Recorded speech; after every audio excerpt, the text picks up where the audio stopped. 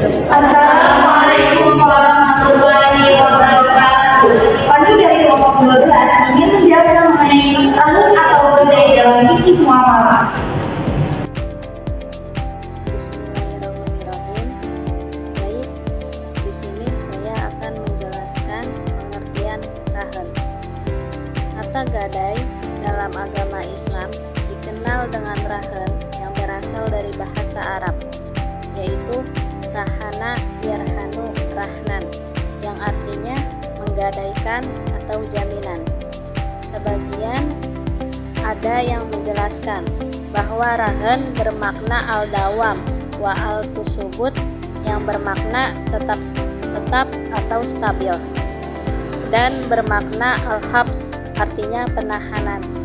Secara istilah Syekh Zainuddin Al-Malibari menjelaskan bahwa gadai adalah menjadikan barang yang sah untuk diperjualbelikan sebagai jaminan hutang, di mana hutang itu dapat dibayarkan dari hasil penjualan barang tersebut. Jika hutang tidak terbayarkan pada saat jatuh tempo pembayaran. Beberapa ulama fikih juga memberikan pendapat mengenai pengertian gadai atau rahn. Di antaranya, menurut Imam Ibnu Qukmah dalam kitabnya Al-Mughni menjelaskan bahwa gadai adalah suatu benda yang dijadikan jaminan dari hutang yang diberikan oleh penerima gadai, di mana apabila hutang tidak sanggup dibayar oleh pegadai, maka hutang tersebut akan dipenuhi dari harga barang jaminan.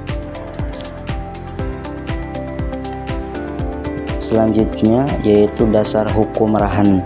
Gadai rahn ialah perjanjian akad pinjam meminjam barang dan menyerahkan barang sebagai tanggungan hutang. Perjanjian gadai ini dibenarkan oleh Islam berdasarkan Al-Quran Surah Al-Baqarah ayat 283. A'udzu billahi minasyaitonir rajim. Bismillahirrahmanirrahim.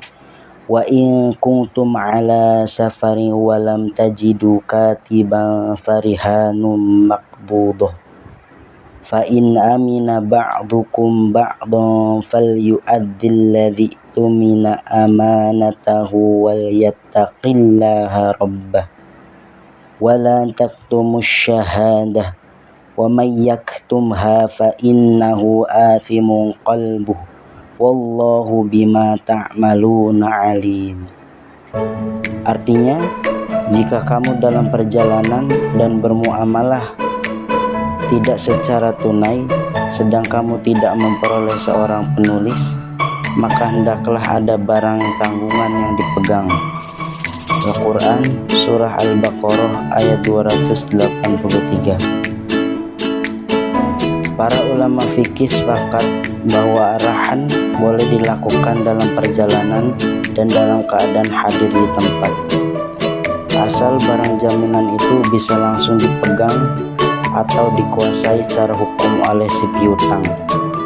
Maksudnya, tidak semua barang jaminan bisa dipegang dikuasai oleh si pemberi piutang secara langsung, maka paling tidak ada semacam pegangan yang dapat menjamin bahwa barang dalam status al-marhum menjadi jaminan hutang. Misalnya apabila barang jaminan itu berbentuk sebidang tanah, maka yang dikuasai adalah surat jaminan tanah tersebut. Rukun rahn dan syarat rahn. Para ulama fikih berbeda pendapat dalam menetapkan hukum rahn, namun bila digabungkan menurut jumhur ulama, rahn ada 5. Rahin, yaitu orang yang menggadaikan. Murtahin, orang yang menerima gadai. Marhun atau rahn, objek barang tersebut. Marhun bih, itu hutang. Sigotnya ijab kabul. Syarat-syarat rahn ini para ulama fikih mengemukakan syarat-syarat rahn sesuai dengan rukun rahn. Para pihak dalam pembiayaan rahin murtahin, para pihak yang melakukan akad rahn harus cakap bertindak menurut hukum ahliyah.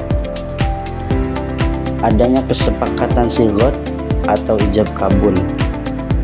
Marhun bih atau utang marhun bih wajib dibayar kembali oleh debitur rahin kepada kreditur murtahin. Utang boleh dilunasi dengan agunan dan hutang harus jelas serta tentu dapat dikuantifikasikan atau dihutang jumlahnya. Marhun barang. Selanjutnya yaitu pemanfaatan barang gadai. Jadi pada dasarnya tidak boleh terlalu lama memanfaatkan barang jaminan sebab hal itu akan menyebabkan barang jaminan hilang atau rusak. Hanya saja diwajibkan untuk mengambil faedah ketika berlangsungnya rahan berkaitan dengan barang gadaian. Maka terjadi perbedaan pendapat di kalangan ulama mengenai siapa yang berhak memanfaatkan barang gadaian yang dijadikan jaminan atas utang. Selanjutnya itu pemanfaatan marhun oleh rahan atau penggadai. Jadi para ulama fikih sepakat menyatakan bahwa segala biaya yang dibutuhkan untuk pemeliharaan barang-barang jaminan itu menjadi tanggung jawab pemiliknya, yaitu orang yang berutang. Hal ini sejalan dengan sabda Rasulullah SAW yang mengatakan pemilik barang jaminan berhak atas segala hasil barang jaminan dan ia juga bertanggung jawab atas segala biaya barang jaminan itu. Hadis riwayat Asy-Syafi'i dan Ad-Daruqutni.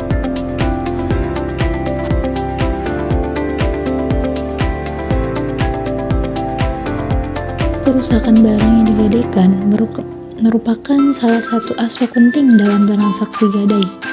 Dalam konteks ini ada beberapa hal yang perlu dipahami. Yang pertama itu ada definisi dan dasar hukum gadai. Gadai adalah atau rahan itu suatu perjanjian di mana barang dijadikan jaminan untuk utang. Barang digadaikan harus memiliki nilai dan dapat dipertanggungjawabkan.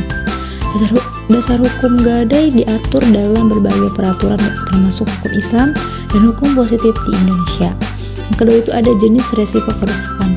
Kerusakan barang gadai dapat terjadi karena berbagai faktor, baik yang disengaja maupun yang tidak disengaja. Yang ketiga itu ada tanggung jawab pihak.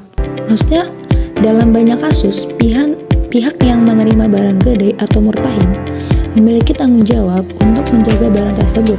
Namun jika kerusakan terjadi tanpa kesengajaan, ada perdebatan di kalangan ulama mengenai siapa yang harus menanggung kerugian.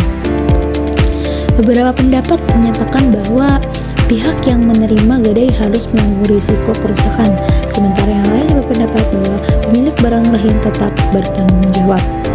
Yang keempat itu manajemen risiko. Untuk mengurangi risiko kerusakan, penting bagi pihak yang terlibat dalam transaksi gadai untuk menerapkan manajemen risiko yang baik. Ini termasuk melakukan penilaian nilai barang, memahami ketentuan gadai, dan memastikan sistem pengamanan yang ketat. Dan demikian, risiko pencurian atau kerusakan dapat diminimalisir. Nah, yang terakhir itu tentang aspek hukum. Dalam konteks hukum, ada ketentuan yang mengatur tentang kerusakan barang jaminan. Misalnya, jika barang digadaikan rusak, pihak yang menerima gadai mungkin harus memberikan kompensasi kepada pemilik barang tergantung pada penyebab kerusakan, yaitu adalah beberapa pemahaman tentang risiko kerusakan barang yang digadaikan.